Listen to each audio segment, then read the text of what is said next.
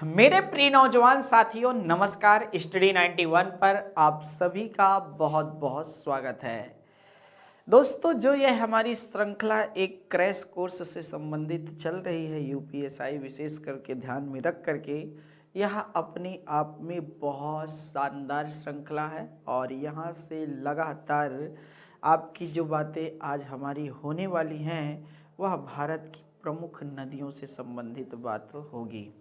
तो दोस्तों, देर किस बात की है, जल्द से जल्द जुड़ जाइए। और अगर समय रहेगा तो मैं आज कोशिश करूंगा कि जो प्रमुख नदी घाटी परियोजनाएं कुछ हैं जो आपके लिए ज़रूरी है कि किस नदी पर बन रही हैं, और साथ ही नदियों के किनारे बसे नगरों के अगर महत्वपूर्ण बातें होंगी तो यहीं पर आपको उसे भी हम बताने का प्रयास करेंगे। तो आइए, देर नहीं करना है और आपका देखते हैं भारत की नदियों से संबंधित बातें। देखिए दोस्तों, पहले नदी क्या होती है दोस्तों वह जानिए। ठीक है, नदी याद रखना, पृथ्वी की सतह पर जब एक जल की धारा बहती है तो उसी को नदी का नाम दिया जाता है। ठीक है, एक तरह से यह एक जलधारा की तरह होता है सतह पर जो प्रवाहित होती है। चलिए दोस्तों, आपको यह भी बता देते हैं कि नदी आपका दो प्रकार की भारत में नदियां हैं, एक पूर्ववर्ती है, एक अनुवर्ती है।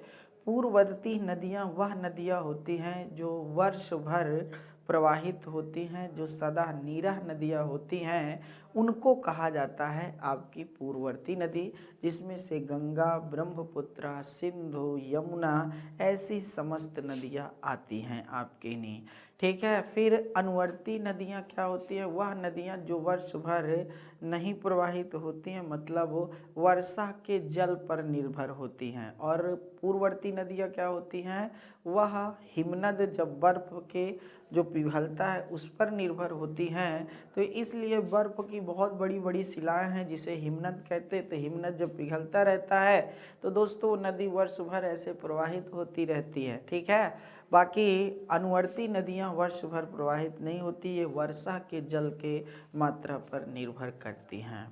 अब देखिए, नदियों से बहुत प्रकार के प्रश्न पूछे जाते हैं, जैसे नदी का उद्गम कहाँ से हुआ, लंबाई कितनी है, सहायक नदी किसकी है।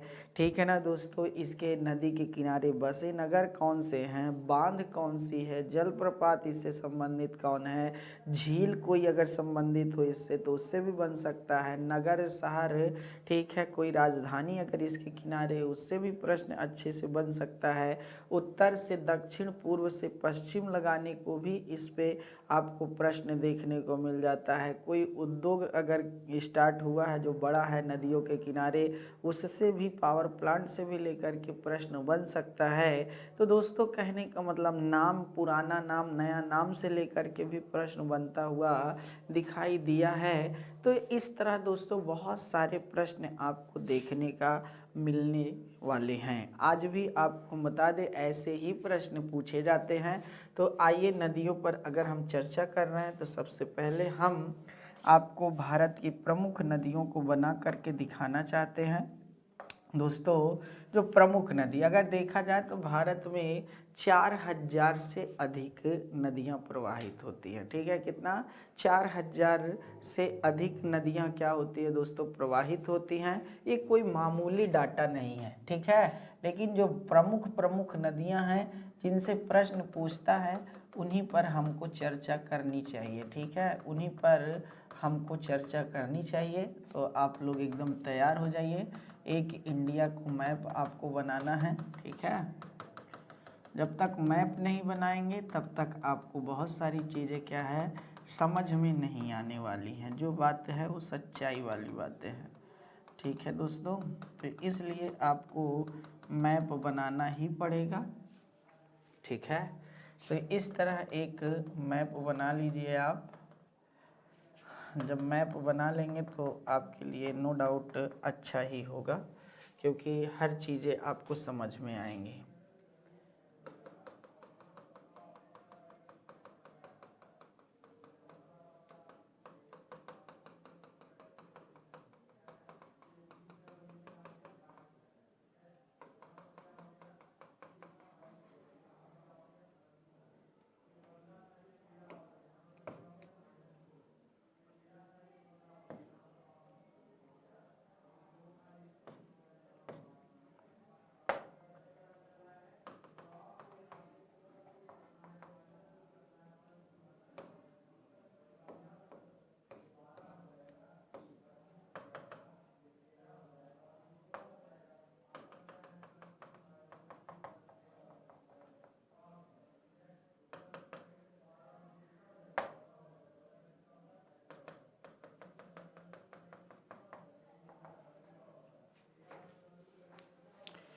ये आप इंडिया का मैप बना लिए हैं दोस्तों।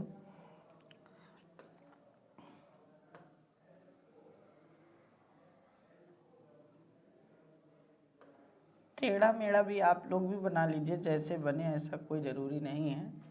थोड़ा सा इधर पार्ट निकला हुआ है यहाँ पर, तो इसलिए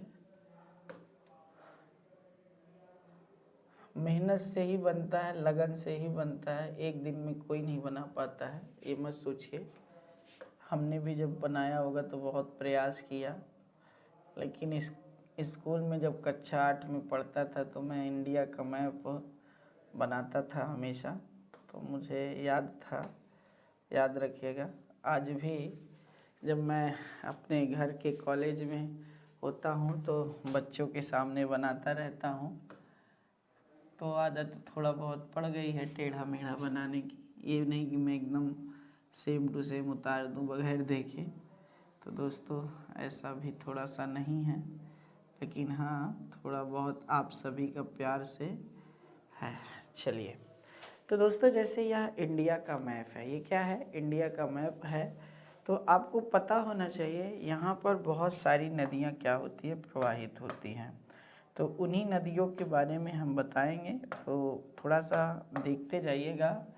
दोस्तों यहाँ पर है मानसरोवर झील, और इसी मानसरोवर झील से एक नदी ऐसे निकल कर के पहुँचती है जम्मू कश्मीर। जम्मू कश्मीर से नंगा पर्वत से तीखा मोड़ करके अर्थात नीचे उतरती है। इस नदी का नाम है सिंधु नदी। ठीक है, इस नदी का नाम क्या है, सिंधु नदी। फिर दोस्तों एक नदी यहाँ से निकलती है, अभी सब बताऊंगा कौन है, ये झेलम नदी है, तो थोड़ा सा लिखते जाइएगा। जो है झेलम नदी है। फिर यहाँ से एक नदी निकलती है, ये आपका चेनाब है, और इसी में आगे जा कर के झेलम मिल जाती है। फिर एक नदी यहाँ से निकलती है दोस्तों, और आगे जा कर के नहीं इसी सब में मिलती है, जिसका नाम है रावी नदी। फिर एक नदी यहाँ से निकलती है, याद रखिएगा, इसके पास से ऐसे आती है, और इधर से एक नदी ऐसे बह करके आती है जिसमें मिल जाती है ये नदी। तो इस नदी का नाम है ब्यास नदी छोटी वाली का, और नीचे वाली का नाम है सतलज नदी। ठीक है, सतलज नदी ये आगे जा कर के पाकिस्तान में सब मिलती हैं, और मिलने के बाद जी हाँ दोस्तों जा कर के सिंधु नदी में पाकिस्तान के पंजाब में मिलती हैं। ठीक है, जिसे जहाँ पर ये मिलती हैं उस स्थान को पंचनद मुख के नाम से जाना जाता है। किस नाम से जाना जाता है, पंचनद मुख के नाम से जाना जाता है। तो यहाँ से भी बातें आप समझ सकते हैं। ठीक है, फिर दोस्तों एक नदी आपकी यहाँ से भी निकलती हैं, याद रखिएगा, यहाँ से उत्तराखंड के पास से, और ऐसे निकल कर के प्रवाहित होते हुए बांग्लादेश चली जाती है। एक नदी इसी के पास से निकलती है जो आ कर के नहीं, याद रखिएगा, इलाहाबाद के पास आपके नहीं गंगा नदी में मिल जाती है। ये है गंगा नदी। ठीक है, कौन सी नदी है, गंगा नदी है, और ये कौन सी है, यमुना है। ठीक है, यमुना नदी है। तो एक गंगा है, एक यमुना नदी है। फिर देखिए दोस्तों इसी यमुना नदी में एक नदी ऐसे निकल कर के आती है, राम गंगा मिलती है, इसका नाम है राम गंगा। राम गंगा नदी है। फिर एक नदी ऐसे प्रवाहित होकर के आती है और यहाँ पर मिलती है, जिसका नाम है गोमती नदी। मतलब गोमती नदी जो है आपकी, ठीक है, ऐसे आकर के आगे मिलती है। ठीक है, गोमती नदी। और इधर से एक नदी जाती है टॉस नदी, टॉस नदी मिलती है यहाँ पे। जी हाँ दोस्तों, और फिर एक नदी इधर से आती है जिसको कहते हैं घाघरा नदी। ठीक है, क्या, घाघरा नदी, जिसकी काली प्रमुख सहायक नदी है। फिर एक नदी और मिल आती है, इसका नाम है कोसी नदी। कौन सी, कोसी नदी। फिर दोस्तों इधर से एक नदी जाती है और आपकी मिलती है जिसको सोन नदी कहते हैं, अमरकंटक से निकल कर के नहीं। तो इस तरह आप यहाँ से भी देख सकते हैं। फिर एक नदी आपकी यहाँ से गंगा की शाखा से ही निकलती है, जिसकी नाम है हुगली नदी। ठीक है, हुगली नदी। फिर एक नदी यहाँ से निकलती है, आपको जा कर के इसी में मिलती है, दोनों मिल कर के आगे बंगाल खाड़ी में गिरती हैं, जिसका नाम है दामोदर नदी। ठीक है, फिर एक नदी यहाँ से निकलती है जिसको कहते हैं स्वर्ण रेखा नदी। स्वर्ण रेखा नदी। फिर एक नदी आपकी यहाँ से निकल करके ऐसे प्रवाहित होते हुए जाती है, जिसका नाम है गोदावरी नदी। ठीक है, गोदावरी नदी। और इसकी एक ऊपर एक नदी ऐसे प्रवाहित होते हुए बहती है,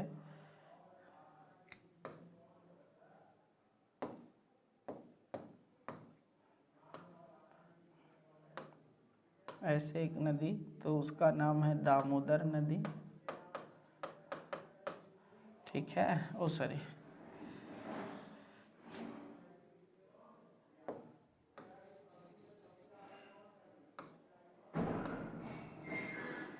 महानदी। महानदी। और फिर एक नदी आपका इधर प्रवाहित होते हुए आती है, यहाँ पर कृष्णा नदी। फिर एक नदी इधर कावेरी नदी, एक है इधर आपकी वैगई नदी। तो इस तरह आप यहाँ भी देख लीजिएगा, कृष्णा, कावेरी, वैगई। ठीक है, एक नदी ऐसे जाती है पेन्नार नदी। एक यहाँ से ऐसे प्रवाहित होती है जिसका नाम है मांडवी, मांडवी नदी। एक नदी यहाँ से ऐसे प्रवाहित होकर जाती है जिसका नाम है ताप्ती। एक नदी यहाँ से प्रवाहित होकर जाती है जिसका नाम है नर्मदा। ठीक है, एक यहाँ से आती है दोस्तों जो कर्क रेखा को 2 बार काटती है, इसका नाम है माही। ठीक है, एक इधर से आती गुजरात की सबसे प्रदूषित नदी साबरमती, साबरमती। ठीक है, एक यहाँ पर ऐसे प्रवाहित होते हुए आती है लूनी नदी, लूनी नदी। एक यहाँ से चंबल, ठीक है, केन, बेतवा, सिंध, ऐसे इधर से हिंडन जो यमुना की सहायक नदियाँ ऐसे प्रवाहित होकर के आती हैं। ठीक है, एक यहाँ से एक नदी निकलती है जिसका नाम है ब्रह्मपुत्रा, और आकर के बांग्लादेश में जब यमुना के नाम से प्रवाहित होती है और मिलती है दोनों। तो गंगा यमुना के नाम से यहाँ नहीं प्रवाहित होती, गंगा पद्मा के नाम से प्रवाहित होती है, और ब्रह्मपुत्रा यमुना के नाम से प्रवाहित नहीं होती है, जमुना के नाम से प्रवाहित होती है। ठीक है, जमुना। और दोनों मिलकर विश्व के सबसे बड़े डेल्टा का निर्माण करती हैं। तो इसकी भी प्रमुख सहायक नदियां हैं, दिव्यांग है, लोहित है, ठीक है ना दोस्तों, सुवर्णश्री है। तो ऐसे प्रमुख सहायक, तीस्ता है इसकी प्रमुख सहायक नदी।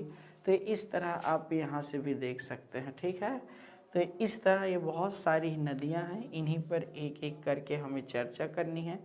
तो आइए दोस्तों देखते हैं। ठीक है, हमने सारा मैप में बना दिया है, अगर आप देख लिए होंगे। तो ये पश्चिम की ओर बहने वाली नदियाँ हैं ये सब। ठीक है, और आपका ये सब पूरब की ओर बहने वाली नदियाँ हैं। ये वाली नदियाँ आपकी डेल्टा का निर्माण करती हैं, मतलब कटाव करके लाकर निक्षेप करती हैं, और ये आपकी भ्रंश का निर्माण करती है, मतलब एस्चुरी बनाती हैं, ज्वार नदमुख बनाती हैं, ज्वार नदमुख बनाती हैं। ठीक है, तो इस तरह आप यहाँ से भी देख लिए होंगे। आगे आइए दोस्तों, उसी तरह का यह मैप बना हुआ है, सब चीज़ दिखाया गया है। ठीक है, इससे कोई मतलब नहीं है। ठीक है, यहाँ से कहानी हम लोग शुरू करते हैं, मेन ये कहानी यहाँ से। ठीक है, अब इनको अच्छे से देख लीजिए और एक एक करके समझते हुए चलना है। ठीक है, देखिए दोस्तों, पहली है हमारी सिंधु नदी। कौन सी नदी है? सिंधु नदी है, और इस पर हम लोग चर्चा करेंगे, तो तैयार हो जाइए। इसको बोलते हैं इंडस रिवर। सिंधु घाटी सभ्यता का संबंध इसी से है। ठीक है, सिंधु नदी के इर्द गिर्द पाए गए पूरा स्थलों को ही सिंधु नदी की याद रखना। जो सहायक नदियां जैसे रावी है, सतलज है, ब्यास है, झेलम है, ये सब सतलज नदी इसी के इर्द गिर्द पाए गए पुरा स्थलों को सिंधु घाटी सभ्यता के नाम से जाना जाता है। ठीक है। मानसरोवर झील के निकट कैलाश पर्वतों के दक्षिणी भागों से, ठीक है, सीकुआन नाम से निकलकर जम्मू कश्मीर की गहरी घाटियों में प्रवाहित होते हुए पाकिस्तान चली जाती है। कहाँ चली जाती है? पाकिस्तान चली जाती है, जिसमें सतलज नदी, ब्यास नदी, रावी होता है, रवि नहीं होता है, रावी, चेनाब, झेलम नदियों का जल मिल जाता है। ठीक है। इन नदियों का क्या होता है? जल मिल जाता है। इसके पश्चात दक्षिणी दिशा में प्रवाहित होकर ये पाकिस्तान के मकरान, यहीं पर है ग्वादर बंदरगाह। ठीक है। मकरान के तटों पर प्रवाहित हो करके अरब सागर में गिर जाती है। तो सिंधु घाटी भारत की वह कौन सी नदी है जो अरब सागर में गिरती है और सबसे बड़ी नदियों में से, लंबी नदियों में से एक है? तो वह आपकी कोई और नहीं, वह आपकी सिंधु नदी है। वह आपकी कौन सी है? सिंधु नदी है। सिंधु नदी को इंडस रिवर के नाम से भी जाना जाता है और यह पाकिस्तान की राष्ट्रीय नदी है, ये भी जान लीजिए। और पाकिस्तान में सबसे ज़्यादा अपवाह क्षेत्र इसका है। इसीलिए आपको पता होना चाहिए, जो सिंधु नदी जल विवाद के तहत 80% जल पाकिस्तान इसी के कारण इसका प्रयोग करता है। क्योंकि आपको पता होना चाहिए, जिस नदी का जल क्षेत्र, जिस क्षेत्र में जितना अधिक अपवाह होता है, वह उसका उतना उपयोग करता है। ठीक है। तो यहाँ से भी बातें आप समझ में आ गया होगा।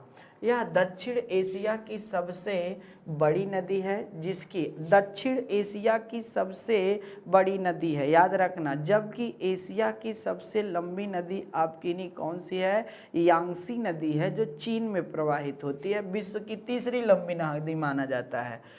इसकी लंबाई 2880 किलोमीटर है, परंतु यह भारत में मात्र 1134 किलोमीटर की लंबाई में ही क्या होती है? प्रवाहित होती है। 1134 किलोमीटर की लंबाई में ही क्या होती है? प्रवाहित होती है। इसकी 5 सहायक नदियों को 5 बहनों के नाम से जाना जाता है और इन्हीं 5 नदियों के प्रवाहित होते हुए क्षेत्र को पंजाब के नाम से जाना जाता है। इसीलिए पंजाब को 5 नदियों की भूमि भी कहा जाता है। ठीक है ना दोस्तों?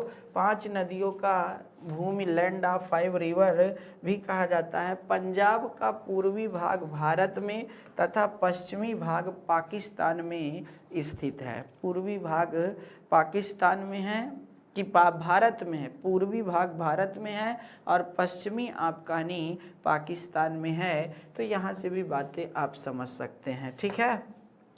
आगे है झेलम नदी। कौन सी नदी? झेलम नदी। झेलम का प्राचीन नाम बितस्ता है। ठीक है। बितस्ता है श्रीनगर के बुलर झील, जो जम्मू कश्मीर में एक झील है जिसका नाम है बुलर झील, जो भारत की सबसे मीठे पानी झीलों वाली झील है दोस्तों। तो वो है बुलर झील। ठीक है। वहीं से यह निकलती है और निकल करके जम्मू कश्मीर के बारामूला क्षेत्र से पाकिस्तान चली जाती है।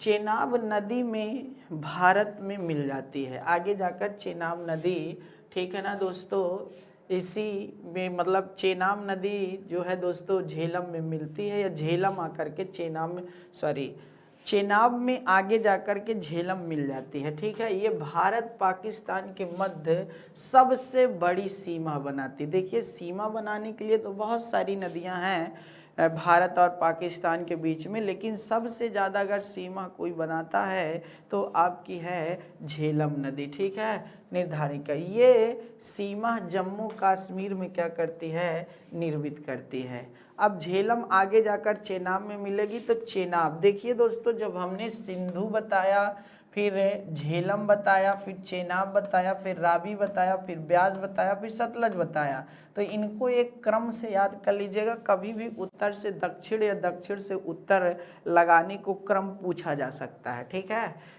चेनाब का प्राचीन नाम अस्कनी है। ठीक है दोस्तों। और हिमाचल प्रदेश के बाड़ा लाचा दर्रा जो है वहीं से यह निकलती है, जम्मू कश्मीर होते हुए क्या है पाकिस्तान पहुंचती है। कहाँ पाकिस्तान पहुंचती है, जहां इसमें सतलज, ब्यास, रावी फिर लिख दिया है बच्चे ने, रावी है बच्चों, झेलम नदियों के जल मिल जाते हैं। देखिए दोस्तों, आपको लग रहा होगा कि सर स्लाइड से पढ़ा रहे हैं, मुझे पता है आपके अंदर। दोस्तों ऐसा कुछ नहीं है। देखिए ज्ञान मिलना चाहिए चाहे जहाँ से मिले।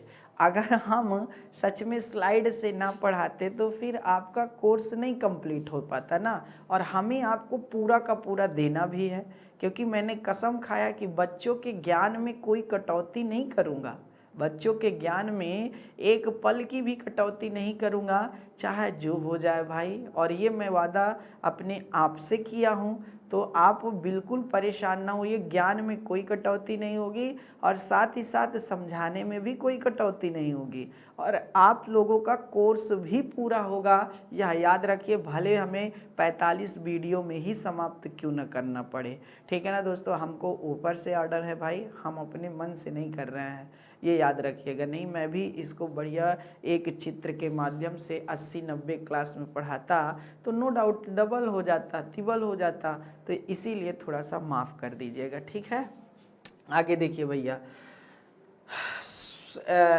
तथा स्वयं यह नदी सिंधु नदी में मिल जाती है। कहाँ सिंधु नदी में मिल जाती है। यह सिंधु की सबसे बड़ी सहायक नदी है।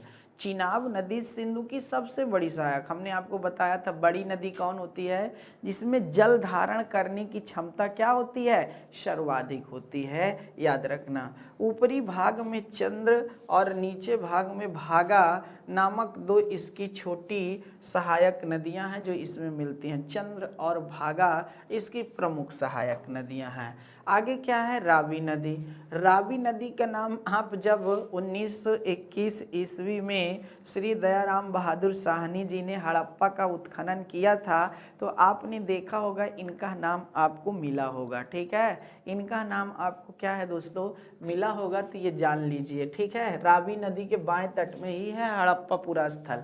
यह रावी नदी को क्या कहा जाता है, परुषणी कहा जाता है। हिमाचल प्रदेश के कुल्लू पहाड़ी, ठीक है, हिमाचल प्रदेश में एक है कुल्लू पहाड़ी, कुल्लू मनाली भी आपने नाम सुना होगा, तो कुल्लू पहाड़ी है, वहीं से ये निकलने के बाद जी हाँ दोस्तों प्रवाहित होते हुए पाकिस्तान पहुंचती है, जहां ये चेनाब नदी में मिल जाती है। यह पंजाब तथा पाकिस्तान की सीमा का यह भी निर्धारण करती है।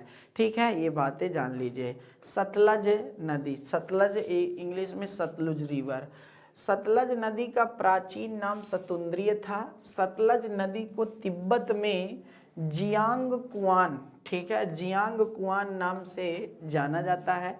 तिब्बत के मानसरोवर एवं राकास झील से निकलकर हिमाचल प्रदेश में यह प्रवाहित होते हुए पंजाब पहुंचती है तथा लुधियाना में प्रवाहित हो करके हरिके नामक, ठीक है, हरिके नामक स्थान से फिर इसके बाद ये पाकिस्तान चली जाती है तथा चिनाब नदी में मिल जाती है। ठीक है, चिनाब नदी में आगे मिल जाती है। और आपको बता दें चिनाब नदी में मिलने के बाद यह आगे जा कर के सिंधु नदी में मिलती है, और जहाँ पर ये मिलती है उसी को पंचनद मुख कहा जाता है। क्या कहा जाता है, पंचनद मुख, 5 नदियों का मुख। ठीक है, ब्यास नदी। ठीक है, ब्यास का प्राचीन नाम बिपाशा, ये बिपाशा बसु नहीं है जो फिल्म इंडस्ट्री में सबसे हॉट हीरोइनों में से जानी जाती हैं, बिपाशा बसु। ठीक है, आज तो बहुत उम्र हो गई होगी, नहीं एक गाना आया होगा जो लोग नहीं पहचानते होंगे बिपाशा बसु को, वो गाना मुझे आ रहा है, चुनरी चुनरी चुनरी चुनरी। ठीक है, बहुत अच्छे अच्छे गाने बिपाशा बसु के हैं, अनिल कपूर के साथ सलमान खान, अमिताभ बच्चन, बहुत अच्छी अच्छी एक्टिंग की है इन्होंने, और इन्होंने ड्रिंक और सिगरेट उंगरेट भी लगाती थी। ठीक है, हिमाचल प्रदेश के मनाली के निकट रोहतांग से निकल करके यह पंजाब में प्रवाहित होते हुए हरिके नामक स्थान पर सतलज नदी में मिलती हैं। यही हरिके जो है दोस्तों आपको पता होना चाहिए, यही हरिके से ही एक जहाँ पर ब्यास नदी सतलज में मिलती वहीं से एक नहर निकलती है जिसका नाम है इंदिरा गांधी नहर, और ये भारत की सबसे बड़ी नहरों में से एक है। ठीक है, याद रखिएगा। नहीं, आगे है ब्रह्मपुत्र रिवर। कौन सा? ब्रह्मपुत्र रिवर तिब्बत के मानसरोवर के निकट एम युंग डुंग चुंग के नाम से निकलती है। एम युंग डुंग चुंग के नाम से निकलती है। दोस्तों, आपको हम बताना चाहते हैं कि सबसे ज़्यादा अगर किसी का नाम परिवर्तित होता है, बदला जाता है हर स्थान पे, तो ब्रह्मपुत्र नदी का है। ब्रह्मपुत्र के बारे में जितनी बात करें उतना कम है दोस्तों। आइए देखते हैं इसका नाम क्या क्या है। तिब्बत की जो राजधानी है लासा, लासा के पास इसको, जी हाँ दोस्तों, सांगपो के नाम से जाना जाता है। किसके नाम से? सांगपो के नाम से जाना जाता है। आगे जब ये दक्षिणी चीन पहुंचती है, और दक्षिणी चीन में इसको दिहांग के नाम से जाना जाता है, और आगे दिहांग के नाम से प्रवाहित होती है। अरुणाचल प्रदेश में भी इसको, भारत में भी इसे दिहांग अरुणाचल प्रदेश में कहते हैं। लेकिन जैसे ही ये असम में प्रवाहित, इसको ब्रह्मपुत्र नाम दे दिया जाता है। किसको? ब्रह्मपुत्र नाम दे दिया जाता है। और आगे जब जाती है बांग्लादेश में तो इसे जमुना नाम दे दिया जाता है। फिर और आगे जाती है तो इसको मेघना नाम दिया जाता है। आगे बताया जाएगा, सब जान लीजिए, आपको जानना चाहिए। तो दोस्तों यहाँ से देख लीजिएगा दोस्तों, नाम से निकल करके तिब्बत में सांगपो के नाम से जाना जाता है, जो मैं आपको बता दिया हूँ। इसे तिब्बत में यारलुंग जेंगबो भी के नाम से जाना जाता है। जहाँ जहाँ सर्किल करूँगा वहाँ वहाँ इसका नाम परिवर्तित है, देख लीजिएगा। जहाँ जिसे दक्षिण चीन के क्षेत्रों में दिहांग नदी कहते हैं, ये याद रखिएगा। भारत के अरुणाचल प्रदेश में भी इसी नाम से ये प्रवाहित होती है। असम में इसे ब्रह्मपुत्र के नाम से जाना जाता है। असम में ये बांग्लादेश चली जाती है, जहां इसे जमुना नदी के नाम से जाना जाता है। बांग्लादेश में गंगा में मिलने के उपरांत पद्मा जमुना नाम से प्रवाहित होती हैं, जिसे दक्षिणी बांग्लादेश में मेघना नाम दिया जाता है। ठीक है, तो कै दरे हो गया भैया? 7वें स्थान पर हो गया, लगता है ना, मिल जाती है। ठीक है, तो दक्षिणी बांग्लादेश में यह विश्व के सबसे बड़े डेल्टा, गंगा और ब्रह्मपुत्र मिल करके यह विश्व की सबसे बड़े डेल्टा सुंदरवन डेल्टा का निर्माण करते हैं, जिसका विस्तार बांग्लादेश और कुछ पश्चिम बंगाल में, भारत में भी है। ठीक है, निर्माण करके बंगाल की खाड़ी में गिर जाती हैं। ठीक है, ब्रह्मपुत्र दक्षिण एशिया की दूसरी सबसे लंबी है, जिसकी कुल लंबाई 2580 किलोमीटर, परंतु भारत में मात्र 1346 किलोमीटर ही ये प्रवाहित होती है।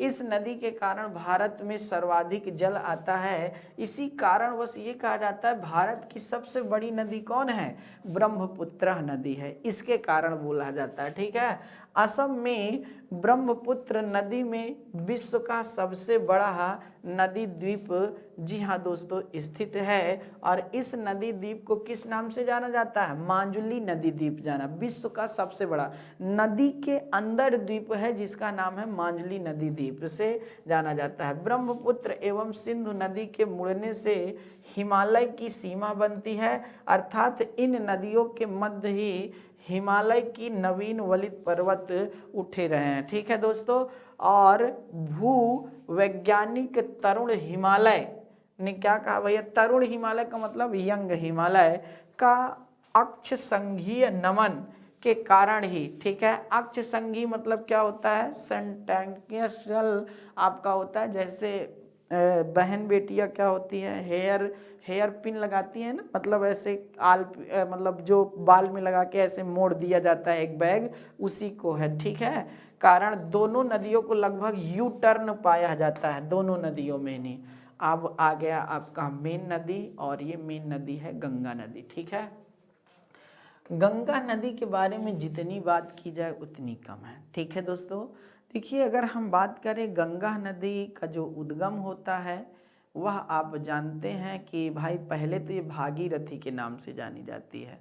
जो भागीरथी का उद्गम होता है वह कहाँ से होता है, आपको पता होना चाहिए। गोमुख हिमनद या ये क्या है, गंगोत्री नामक स्थान से होता है, और हिमनद क्या है? गोमुख। तो दोस्तों इसका बात याद रखिएगा, ये उत्तराखंड में है। तो यहाँ से भी बातें आप समझ में आ चुका होगा। फिर आगे जाकर के यह भागीरथी अलकनंदा में मिलती है, उत्तराखंड में ही जहाँ मिलती है देवप्रयाग बनता है, देवप्रयाग। और फिर उसके बाद यह उत्तराखंड से गंगा नदी के नाम से प्रवाहित होती है। तो ये सारी कहानी आगे लिखी हुई है, देख लीजिए। महान हिमालय के गंगोत्री नामक स्थान से निकल करके भागीरथी नाम से ये प्रवाहित होती है, जिसमें मंदाकिनी, बेलनगंगा, अलकनंदा मिल जाती हैं। अब देखिए दोस्तों, देवप्रयाग के पश्चात इसे गंगा के नाम से जाना जाता है।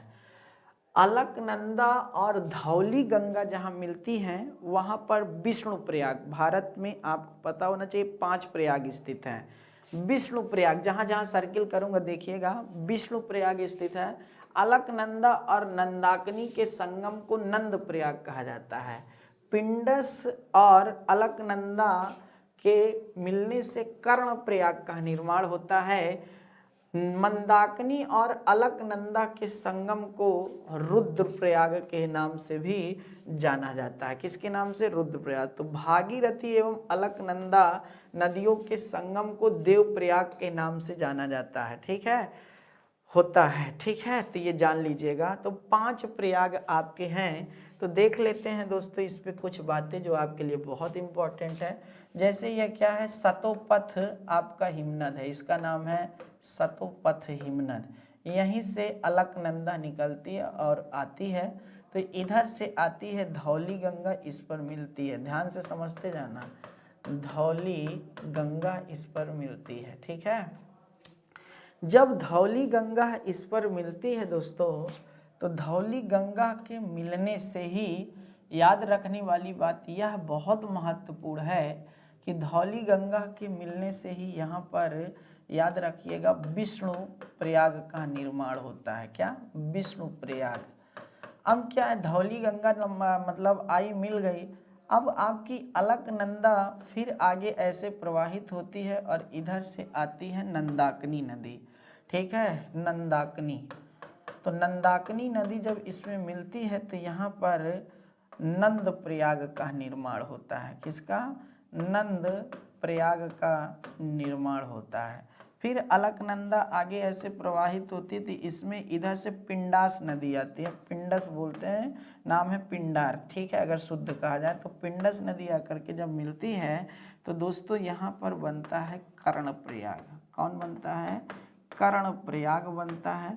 फिर इधर से आगे जब ये प्रवाहित होते हुए जाती है दोस्तों, तो आपको ये भी पता होना चाहिए कि यहाँ पर बहुत महत्वपूर्ण पार्ट है। क्या महत्वपूर्ण पार्ट है दोस्तों?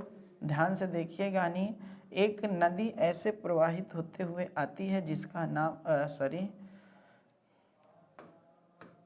इधर से प्रवाहित होते हुए आती है जिसका नाम है मंदाकिनी। क्या नाम है?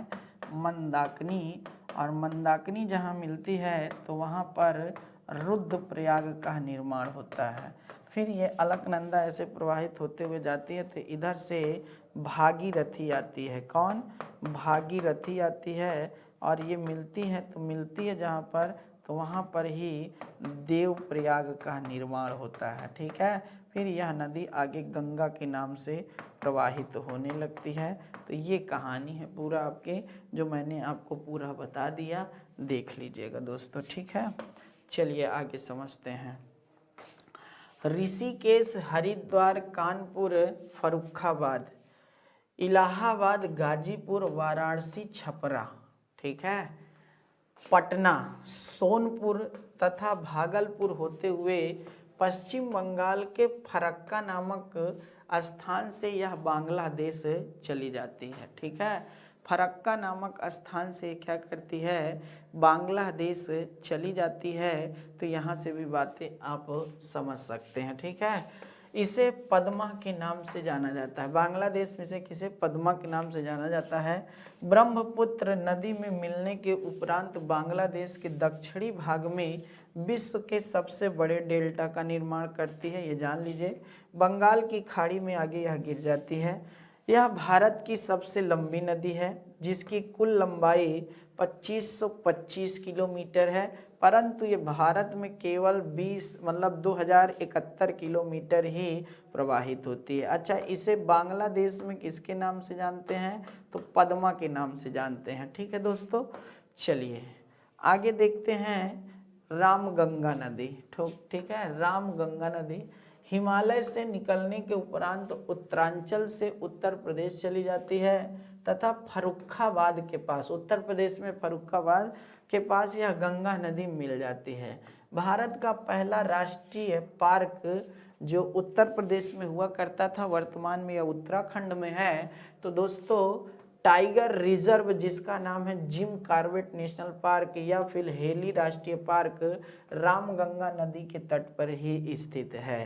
रामगंगा नदी मुरादाबाद, जिसे पीतल नगरी के नाम से जाता है, बरेली से यह बहती है। बदायूं जिलों, ठीक है, बदायूं जिले से बहते हुए उत्तर प्रदेश में गंगा नदी में मिल जाती है। कन्नौज को, ठीक है ना दोस्तों, चत्र नगरी के नाम से भी जाना जाता है। ठीक है, आगे है गोमती नदी। ठीक है, गोमती नदी, गोमती पीलीभीत में एक झील है जिसका नाम है फूलर झील। कौन? फूलर झील है, याद रखिएगा। निकलने के उपरांत अवध के प्रांतों में, अवध का प्रांत लखनऊ वाले क्षेत्र के बाजू में प्रवाहित होते हुए लखनऊ में प्रवाहित हो करके गाजीपुर में यह, ठीक है, गंगा नदी में मिल जाती है। गाजीपुर में, याद रखना, गोमती नदी के किनारे ही आपका जौनपुर है और लखनऊ है, गाजीपुर है, ये जानना चाहिए आपको। गोमती नदी लखनऊ, सुल्तानपुर, जौनपुर से बहते हुए जाकर के आगे गंगा में मिलती है गाजीपुर के पास। ठीक है, घाघरा नदी हिमालय से निकलने के उपरांत पूर्वी उत्तर प्रदेश में प्रवाहित होते हुए बिहार पहुंचती है। ठीक है, छपरा में यह गंगा नदी में मिल जाती है। छपरा, एक गाना बना भी था ना, अगरा हिले बलिया हिले छपरा हिले ना, तोहा लटके जब कमरिया, तो सारा क्या क्या, ऐसा कुछ गाना बना था, बलिया हिले ना, क्या है कुछ ऐसा। ठीक है, तो दोस्तों याद रखिए गाने। घाघरा नदी बलिया में उत्तर प्रदेश बिहार सीमा का भी विभाजन करती है, मतलब उत्तर प्रदेश बिहार की सीमा का विभाजन। गोरखपुर में प्रवाहित होने वाली राप्ती नदी, फैजाबाद में प्रवाहित होने वाली सूर्य नदी घाघरा की दो प्रमुख सहायक नदियां हैं। काली नदी भारत नेपाल सीमा का विभाजन करती है, जो उत्तर प्रदेश में शारदा नदी के नाम से जानी जाती है। किसके? शारदा नदी के नाम से जानी जाती है तथा यह घाघरा नदी में मिल जाती है। ठीक है, अगला है गंडक। देखिए दोस्तों, भारत और नेपाल के बीच काला पानी जल विवाद है। ठीक है ना, काली नदी का ये जल विवाद है। काला पानी की सजा अलग है। काला पानी जल विवाद काली नदी से संबंधित और ये भारत और नेपाल के बीच में है और इसी को लेकर के कई बार देखा गया है विवाद। गंडक नेपाल में स्थित हिमालय से निकलने के उपरांत बिहार में प्रवाहित होकर के सोनपुर नामक स्थान पर गंगा नदी में मिल जाती है। ठीक है, इसी नदी को नेपाल में नारायणी नदी भी कहते हैं। कोसी नदी, ठीक है, दुख का कारण है कोसी, वो भी बिहार के दुख का कारण। बहुत बड़ा मार्ग ये बदलती है। मार्ग बदलने का कारण है इसका जो इसका क्षेत्र है जहाँ पर ये प्रवाहित होती है वो द्वाब क्षेत्र है और वहाँ की मृदा जो है बहुत मुलायम है। ठीक है, यही है। महान हिमालय से निकलने के उपरांत नेपाल से बिहार चली जाती है तथा भागलपुर, ठीक है, ये स्थान भी नोट करते जाइएगा मन में बेटा प्लीज, नामक स्थान पर गंगा नदी से मिल जाती है। कोसी नदी के कारण ही बिहार में अत्यधिक बाढ़ आती थी। इसी कारण कोसी को बिहार का शोक कहा जाता है। इसी कारण इसे बिहार का क्या कहा जाता है दोस्तों? शोक कहा जाता है। ये याद रखिएगा, शारो ऑफ बिहार कहा जाता था। ये अपने मार्ग से सर्वाधिक विचलित होने वाली नदी है, जो लगभग 176 किलोमीटर लंबाई में विचलित करती है, अपने मार्ग बदलती है। इस नदी को नेपाल में सप्तकोशी के नाम से भी जाना जाता है। अच्छा, विश्व की सबसे सर्वाधिक शोक नदी किसे है? तो हांगो नदी है, ठीक है। विनाशक नदी के नाम से भी जाना जाता है, ठीक है। विनाशक नहीं कहते हैं, मतलब याद रखिएगा कि भाई एक दुख का कारण हांगो नदी भी है, ठीक है। आगे देखिए, यमुना नदी। यमुना नदी के बारे में भी जितनी बात किया जाए उतना कम। हिमालय के एक बंदर पुच्छ है जहाँ पर यमुनोत्री नामक क्या है दोस्तों, ग्लेशियर है, वहीं से यह निकलती है। महान हिमालय के यमुनोत्री नामक स्थान से उत्तरांचल से दक्षिण दिशा में प्रवाहित होकर के हरियाणा एवं उत्तर प्रदेश की सीमा बनाती है। निकलती कहाँ है? तो बंदर पुच्छ है, याद रखिएगा, ये प्रश्न आ चुका है।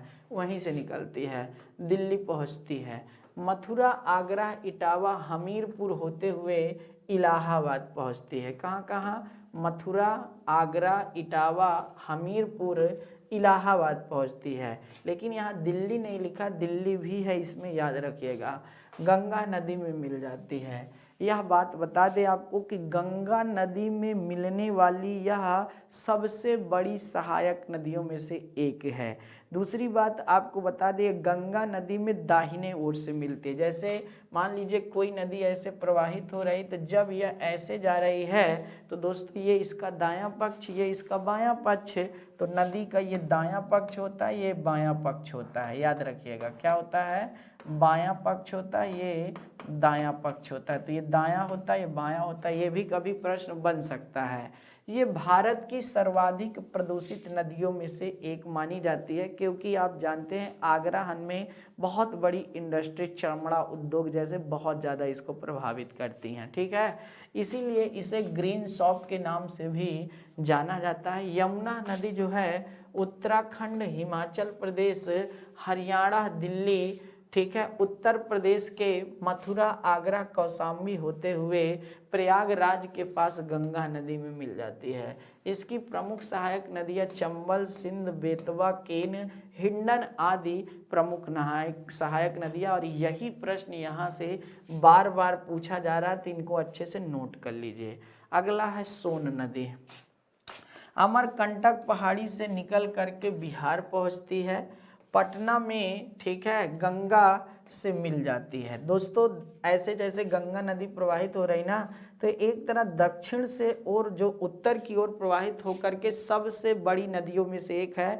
और ये गंगा की दूसरी सबसे बड़ी सहायक नदी है। क्या? गंगा की दूसरी सबसे बड़ी सहायक नदी है। रिहंद नदी जो उत्तर प्रदेश में प्रवाहित होती है, इसकी प्रमुख सहायक नदियों में से एक है, ठीक है। सोन नदी की घाटियों में स्वर्ण के कण पाए जाते हैं, ठीक है। बाण सागर परियोजना इसी नदी से संबंधित है, ठीक है। अगला है चंबल नदी।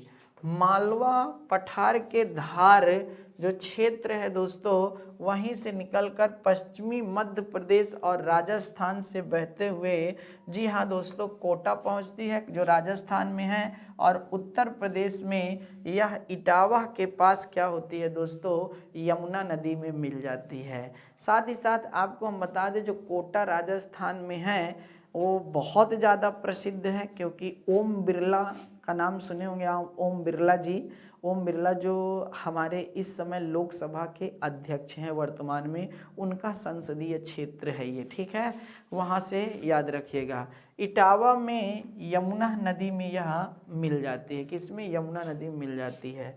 चंबल नदी मध्य प्रदेश एवं राजस्थान की सीमा का निर्धारण करती है। इसकी सहायक नदियां बनास है, पार्वती है, ठीक है ना, काली है आदि प्रमुख सहायक नदियां हैं, ठीक है दोस्तों।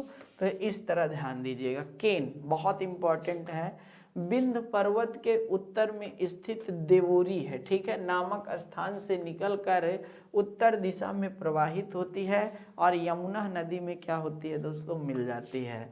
बेतवा, ठीक है, मध्य भारत, भोपाल में स्थित पहाड़ियों से निकलकर खांसी ललितपुर क्षेत्र में प्रवाहित होते हुए हमीरपुर में यमुना नदी से मिल जाती है। ठीक है, लूनी नदी अरावली पर्वत से निकलकर राजस्थान के अजमेर क्षेत्र में प्रवाहित होते हुए दक्षिणी राजस्थान में प्रवाहित होती है तथा जल के अभाव के कारण अपनी घाटियों में ही सूख जाती है, और अगर ज़्यादा है तो कच्छ की खाड़ी में प्रवाहित हो जाती है, मतलब पहुंच जाती है। लूनी नदी की एक विशेषता क्या है, पहले ध्यान से समझिए। जैसे ये अरावली पर्वत है तो इसके पश्चिमी भाग से निकलती है, और आपको पता होना चाहिए राजस्थान की जो सबसे प्रमुख नदी है वो चंबल नदी है। ठीक है, राजस्थान की जो सबसे प्रमुख नदी है वो चंबल नदी है। चुलिया जलप्रपात चंबल नदी से संबंधित है, लेकिन लूनी नदी यहाँ की एक प्रमुख नदी है। तो लूनी नदी के ऊपरी सतह का जल जो ऊपर से दिखता है वो मीठा होता है, जबकि नीचे सतह का जल क्या होता है दोस्तों, खारा होता है। ठीक है, तो इस तरह यहाँ से भी देख लीजिएगा। साबरमती नदी आपकी नीम राजस्थान के अरावली पर्वत के दक्षिण से निकलकर गुजरात पहुँचती है, अहमदाबाद में प्रवाहित हो करके खंभात की खाड़ी है, यहाँ भा है ये बा नहीं है, खंभात की खाड़ी में गिर जाती है। यह गुजरात की सर्वाधिक प्रदूषित नदी है। साबरमती आश्रम जो गांधी जी का फेमस आश्रम आपको पता होना चाहिए, इसी नदी के किनारे है स्थित है। ठीक है, आगे देखिए दोस्तों, माही। ठीक है, माही नदी मध्य प्रदेश के झाबुआ, ठीक है, झाबुआ विंध्य पहाड़ी जो है के दक्षिण के निकट से यह निकलती है, और मालवा पठार जो है दोस्तों इससे संबंध है। ठीक है, निकलने के उपरांत मध्य प्रदेश से गुजरात चली जाती है और ये खंभात की खाड़ी में गिरती है। माही नदी कर्क रेखा को 2 बार काटती है, ये प्रश्न आ चुका है। बाकी हमने आपको विश्व स्तर पर जब वर्ल्ड ज्योग्राफी पढ़ा रहे थे तो बताए थे आपको कि भाई विषुवत रेखा को जायरे या कांगो नदी 2 बार काटती है, और मकर रेखा को लिम्पोपो 2 बार काटती है। ये सारी चीज़ें हमने बता दिया है। नर्मदा नदी, कौन सी नदी भैया, नर्मदा नदी। नर्मदा नदी पर जितनी बात किया जाए उतना कम है। यह भी मोस्ट इम्पॉर्टेंट प्रश्नों में से एक आता है। यहाँ से क्या क्या आता है देखिए, मैकाल पठार के पहली बात तो अमरकंटक से प्रश्न बनता है, जहाँ से ये निकलते हैं। सतपुड़ा के उत्तर एवं सतपुड़ा पर्वत, जैसे ये सतपुड़ा पर्वत है, सतपुड़ा के उत्तर हो गया, और विंध्य के दक्षिण मतलब विंध्य पर्वतीय हो गया, इसके दक्षिण में ये प्रवाहित, जी हाँ दोस्तों, बहती है, और ये भ्रंश घाटी में बहती है और पश्चिम दिशा में प्रवाहित होती है। सबसे बड़ी बात, पश्चिम दिशा में कुछ क्षेत्रों में महाराष्ट्र गुजरात की यह सीमा भी बनाती है। गुजरात में सबसे बड़े एस्चुरी का निर्माण गुजरात के, जब ये भरूच जिला है, कौन सा दोस्तों, भरूच एक जिला है, वहीं पर जा करके खंभात की खाड़ी में गिरती है एस्चुरी बनाते हुए। याद रखिए, भारत की मुख्य भूमि पर, जी हाँ, पश्चिम दिशा में प्रवाहित होने वाली यह सबसे लंबी नदी है, जिसकी कुल लंबाई 1312 किलोमीटर है। ठीक है, आगे है दोस्तों, आपको ये भी बता देते हैं कि नर्मदा नदी सर्वाधिक जो प्रवाहित होती है वो मध्य प्रदेश में होती है। नर्मदा नदी सर्वाधिक जो लाभान्वित करती है वो गुजरात को करती है, क्योंकि यहीं पर सरदार सरोवर बांध है। याद रखिएगा, नर्मदा बचाओ अभियान मेधा पाटेकर ने प्रारंभ किया था। तो इस तरह आप यहाँ से भी समझ सकते हैं। ठीक है, आगे है भैया आपकी ताप्ती नदी।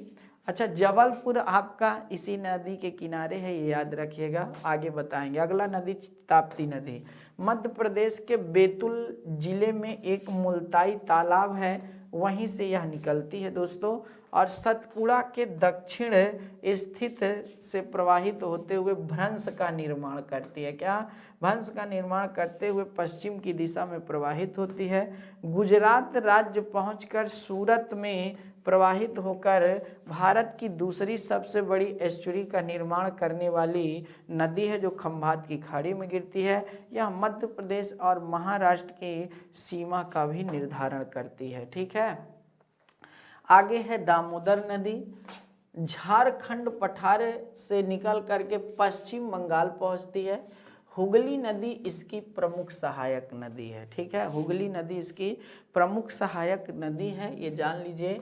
बंगाल की खाड़ी में आगे जाकर गिरती है। दामोदर नदी के कारण ही पश्चिम बंगाल में प्रतिवर्ष बाढ़ आती है, इसीलिए इसे बंगाल का शोक भी कहा जाता है। अच्छा, बंगाल, दामोदर नदी एक प्रदूषित नदी है। दामोदर नदी एक प्रदूषित नदी है। डिंडीगुड़ी से लेकर के दुर्गापुर तक जो 300 किलोमीटर का एरिया है वह जैविक क्षेत्र का है। 300 किलोमीटर का जो एरिया है वह जैविक, जी हाँ दोस्तों, मरुस्थल है। कहने का मतलब जैविक मतलब कोयला पाया जाता है, इसीलिए दामोदर नदी को भारत का रूर कहा जाता है। ठीक है, इसीलिए दामोदर नदी को क्या, भारत का रूर कहा जाता है, यह जानना चाहिए। और भारत की प्रथम बहुउद्देशीय परियोजना इसी से संबंधित है। ठीक है, हुगली नदी अच्छा, ये निकलती कहाँ से है, तो छोटा नागपुर पठार के पूर्वी भाग से झारखंड से निकलती है। ठीक है, राजमहल पहाड़ी, ठीक है, राजमहल पहाड़ी से निकलकर पश्चिम बंगाल के कोलकाता में प्रवाहित हो करके बंगाल की खाड़ी में गिर जाती है। दोस्तों, जो ये राजमहल की पहाड़ी के पास है, मतलब एक गंगा की एक शाखा मानी जाती है हुगली नदी। और आपको बता दें, हुगली नदी का मुहाना समस्त नदियों में सबसे बड़ा मुहाना है। ठीक है, समस्त नदियों में से सबसे बड़ा मुहाना इसी का है।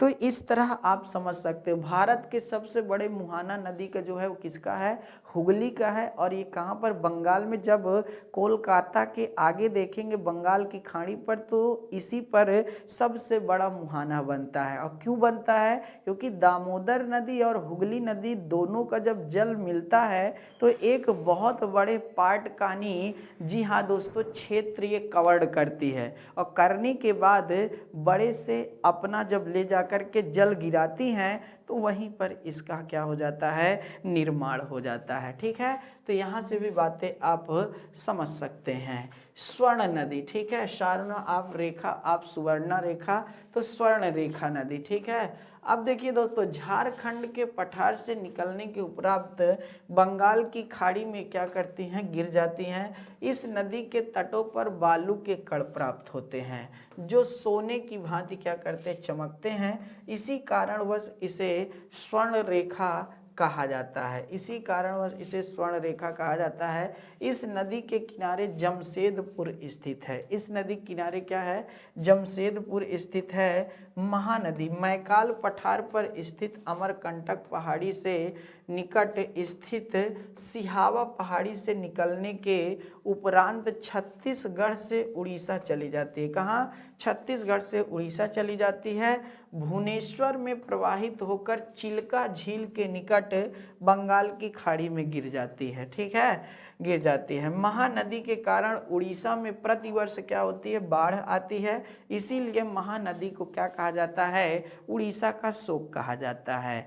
देखिए दोस्तों, महानदी को आपको ये पता होना चाहिए, इसे भारत की वांगो नदी कहा जाता है। क्या कहा जाता है, भारत की वांगो नदी कहा जाता है।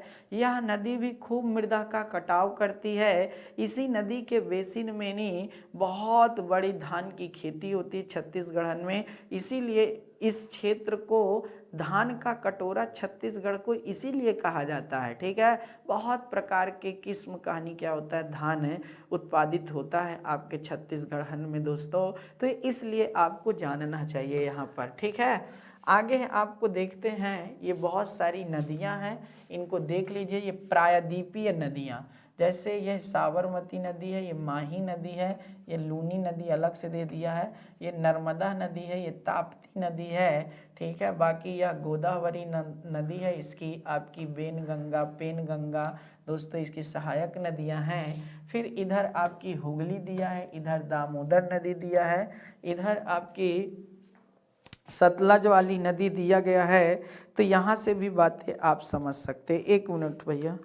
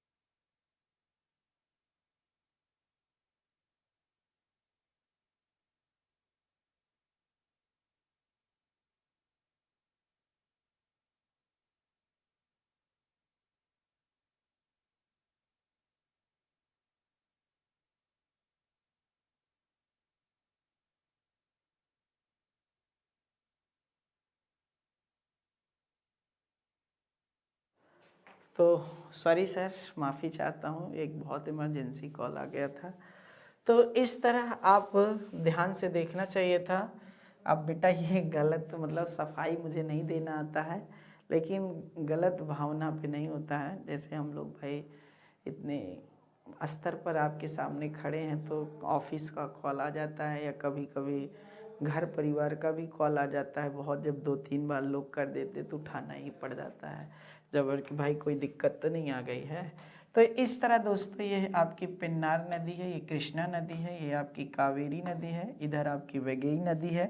तो ये बहुत सारी नदियाँ आपको दिखाई दे रही होंगी, महानदी है। ठीक है, चलिए दोस्तों आगे देखते हैं। गोदावरी, प्रायद्वीपी नदियाँ प्रवाहित हो रही हैं। महाराष्ट्र के नासिक पहाड़ी से यह निकल करके महाराष्ट्र और आंध्र प्रदेश राज्य की सीमा बनाते हुए आंध्र प्रदेश में चली जाती है। भारत के सबसे बड़े डेल्टा का निर्माण करके ये भारत जो है बंगाल की खाड़ी में गिरती है। भारत के प्रायद्वीपीय नदियों में या भारत का सबसे बड़ा डेल्टा जो बनाती है वो गोदावरी है। आप कहोगे सर भारत का डेल्टा और उधर डेल्टा गंगा वाला है, तो कहने का मतलब भारत का सबसे बड़ा डेल्टा नहीं, वो विश्व का सबसे बड़ा डेल्टा है। भारत का सबसे बड़ा डेल्टा कौन है, तो गोदावरी वाला डेल्टा है। ठीक है, यह दक्षिण भारत की सबसे बड़ी नदी है और इसकी द्रोणी भी बहुत बड़ी है, जो गंगा के पश्चात भारत का दूसरा सबसे बड़ा नदी श्रेणी या नदी श्रेणी है। दक्षिण भारत की सबसे लंबी नदी तथा सबसे बड़ी नदी है ये, और 1465 किलोमीटर इसका लंबाई है दोस्तों। इसे दक्षिण भारत की लंबी गंगा या दक्षिण भारत की बूढ़ी गंगा के नाम से भी जाना जाता है। ठीक है, खपोली, पेन गंगा, बेन गंगा, वर्था, डरना, ये बहुत इंपॉर्टेंट है दोस्तों। इसकी सहायक नदियां हरेन, इसको नोट कर लेना। इंद्रावती, मंजरा, ठीक है, चमकुंड, मोनार, पूर्णा, सबरी, ठीक है, इत्यादि इसकी प्रमुख सहायक नदियां हैं। ठीक है, अगला है दोस्तों कृष्णा नदी। महाराष्ट्र की महाबलेश्वर चोटी से निकलकर कर्नाटक तथा आंध्र प्रदेश राज्य में यह चली जाती है। विजयवाड़ा जो है ये कृष्णा नदी पर ही है। क्षेत्र प्रवाहित होकर दक्षिण भारत के दूसरे सबसे बड़े डेल्टा का यह निर्माण करती है। ठीक है, और ये बंगाल की खाड़ी में गिर जाती है। कोयना, दूधगंगा, तुंगभद्रा, मालप्रभा, घाट प्रभा, भीमा, सीना, नीरा, वरना, पंचगंगा, यरला, अलमाटी आदि तथा मूसी नदी इसकी प्रमुख सहायक नदी है, जो हैदराबाद में प्रवाहित होती है। यहाँ से कौन कौन आता है दोस्तों, कोयना से प्रश्न आया है, तुंगभद्रा से आया है, मालप्रभा, दूधगंगा, भीमा, ठीक है, ये और मूसी आपकी ऐसी नदियों से नहीं क्या है दोस्तों, प्रश्न बहुत आए सहायक नदियों से। शारावती नदी, ठीक है, पश्चिमी घाट पहाड़ियों से निकलकर कर्नाटक के कन्नड़ एवं कनार तटीय क्षेत्रों में प्रवाहित होते हुए अरब सागर में गिर जाती है। कहाँ गिर जाती है, अरब सागर में गिर जाती है। शारावती नदी पर कर्नाटक राज्य में भारत का सबसे ऊंचा जलप्रपात स्थित है। देखिए, अगर भारत का सबसे ऊंचा जलप्रपात कहा जाए तो कुचिकल है। ठीक है ना दोस्तों, आप कहानी याद रखिएगा, जो कर्नाटक में ही है, लेकिन यह आपकानी सबसे ऊंचा जलप्रपात नहीं है। सबसे बड़े जलप्रपात में आता है जोग गरसोपा या महात्मा गांधी, आपको पता होना चाहिए दोस्तों। तो इसलिए देखना जरूरी था, और जी हाँ दोस्तों ध्यान से समझते जाइएगा। ठीक है, तो इसका नाम गारसोपा, महात्मा आदि नाम से है। इसकी प्रमुख सहायक नदी कालिंदी है। ठीक है, आगे देखते हैं दोस्तों, कावेरी नदी है। कावेरी कर्नाटक के दुर्ग जिला है एक, वहाँ के ब्रह्मगिरी पहाड़ी और यह तल कावेरी नामक स्थान से यह निकलती है। विशेषकर ब्रह्मगिरी पहाड़ी याद रखिएगा।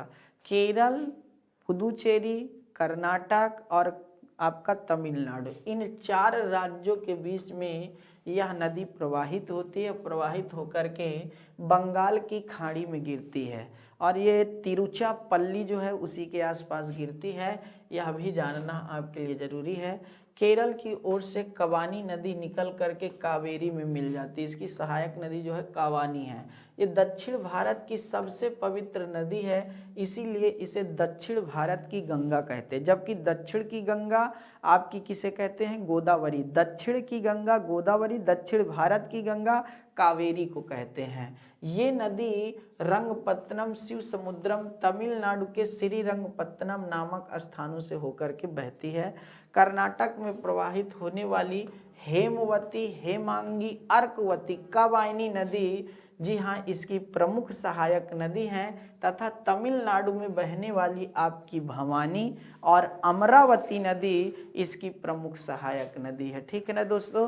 तो इस तरह आप समझ सकते हैं कावेरी नदी जल विवाद जो चल रहा है वह आपके इसी 4 जो राज्य नाम लिखे, केंद्र शासित प्रदेश एक है पुदुचेरी और 3 राज्य हैं, इन चारों में ही चल रहा है दोस्तों कावेरी नदी जवाल। जबकि यमुना जल विवाद आपके उत्तर प्रदेश और हरियाणा के बीच में है। ठीक है ना दोस्तों? पेन्यार, ठीक है, कर्नाटक के बंगलौर के निकट स्थित कोलार पहाड़ी से निकलकर पूर्व दिशा में बहकर बंगाल की खाड़ी में गिर जाती है। आगे है पेरियार नदी, केरल में स्थित, ठीक है, केरल में स्थित पेरियार झील से निकलकर मालाबार तटीय क्षेत्र में प्रवाहित होती है। कहाँ पर? मालाबार तटीय क्षेत्र में प्रवाहित होती है। अरब सागर में यह गिरती है, मतलब ये पश्चिम की ओर बहती है। ठीक है दोस्तों? यह केरल की पवित्र नदी के जिसके तटों पर प्रतिवर्ष धार्मिक मेले का आयोजन होता है। इसकी 2 प्रमुख सहायक नदियां हैं जिन्हें पंबा कक्की नामों से जाना जाता है। पंबा नदी पर ही प्रतिवर्ष नाव का दौड़ होता है, और नाव का दौड़ आपने एक मूवी देखी होगी बागी, ठीक है ना दोस्तों? बागी में वह सीन दिखाया गया, कई मूवियों में, लेकिन बागी में मुझे याद है, याद रखिए गाने। लास्ट लाइन है दोस्तों वेगई। वेगई नदी आपकी इलायची पहाड़ी से निकलने के उपरांत केरल से तमिलनाडु राज्य चली जाती है, और मदुरै जो बहुत प्रसिद्ध है दोस्तों धार्मिक स्थल से, यहाँ से होकर के यह मन्नार की खाड़ी में गिर जाती है। कहाँ पर? मन्नार की खाड़ी में गिर जाती है। तो दोस्तों ये आपका बहुत शानदार सेशन था आज जो हमने बात किया है। बाकी नदी घाटी परियोजना और आपकी नहीं जो भाई नदियों के बसे नगर हैं उन पर भी आगे हम चर्चा करना ज़रूर चाहेंगे। तो इसलिए आप हमें आज यहीं पर इजाज़त दे दीजिए, हो सकता है उसको हम अगली वीडियो में जोड़ करके पढ़ाएं या फिर अलग से पढ़ाएं। तो दीजिए बहुत बहुत इजाज़त है। बहुत बहुत धन्यवाद आप सभी लोगों का। जय हिंद दोस्तों।